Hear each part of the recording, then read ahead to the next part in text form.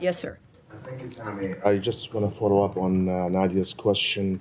You said that you urge Israel always to investigate, and they do investigate in some incidents. But I want to go back to Sunday's incidents when an airstrike struck a tent of journalists. 4 of them are my colleagues, killing them, and there is no need for investigation here because the IDF statement was clear that they targeted al-Sharif, my colleague, claiming that he's a leader of a Hamas cell that fires rockets into Israel without providing any proof. And this will add to 238 journalists who died in Gaza in 2 years. 11 of them are my colleagues, 11 of them. And my question is, are you comfortable with all the claims and excuses that Israel made to target those journalists, whether they are my colleagues or the other 200? Well, what I can tell you, and I think what's been apparent from this podium, is our concern about the loss of any innocent life. We've made that clear. The work of the people in this building is committed to that. And it's every day, every briefing certainly, we have examples of that. It is difficult for you. Some of you are war reporters, and you go into those zones, and I respect that immensely.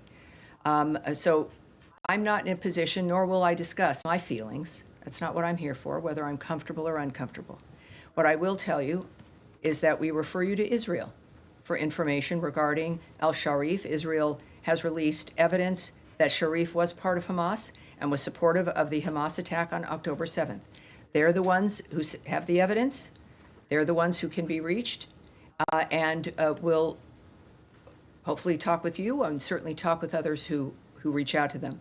I will remind you, and this is, again, as we're dealing with a complicated, horrible situation, is that Hamas historically has had members who are embedded in society, including posing as journalists.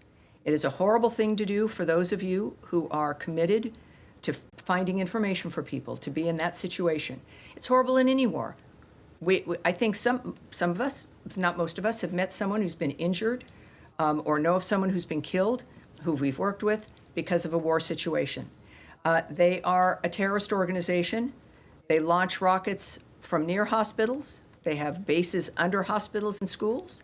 We've seen this happen over and over again. We've become in some ways inured to the inhumanity of that. And what I can tell you is what this administration is trying to do, is trying to stop it, finally, once and for all. That's what I can speak to, is Secretary Rubio's focused passion on getting things done in what is a short period of time. And my goodness, it's been 7 months, and they're doing it. And that's what, again, regarding the specific instance, very big news, but that's my request and my comments on that exclusively. Yes, sir. We're moving on. Go ahead, Tom. I mean, you've said on the killing of these journalists that you refer us to the government of Israel. Yes. I mean, this is one of the worst, if not the worst, single attack on journalists in modern history, this particular incident on Sunday.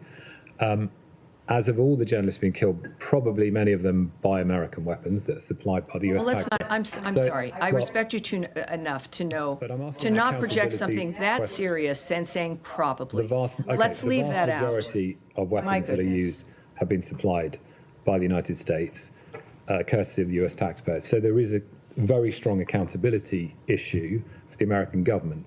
So on this instance, has there been any internal process to look at what happened and to see whether it was within the laws of war? Well, obviously, there's many internal processes. I'm discussing with you a suggestion about who to reach out to, who has the answers for you. And that is due to the fact that, more than aware, of course there's internal processes, which I will not be discussing with you because of the nature of them and the importance of the diplomatic work that is continuing to this day to stop that carnage.